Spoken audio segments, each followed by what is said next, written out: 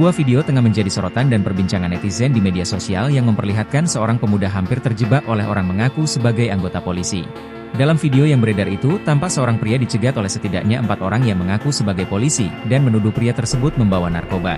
Melansir dari akun Instagram @medsos_rame dikatakan bahwa kejadian itu terjadi di Jalan Kampung Komplek Karawang, Penjaringan, Jakarta Barat. Pada unggahan, terlihat perekam video menyorot momen saat ia tiba-tiba didatangi 4 orang yang mengaku anggota saat akan makan bakso di pinggir jalan.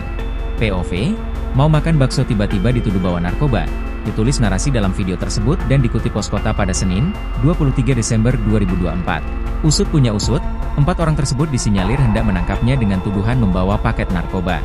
Saat itu 4 orang tersebut ingin menggeledah kami tetapi kami menolak, karena kami tidak yakin apakah mereka itu betul oknum atau tidak.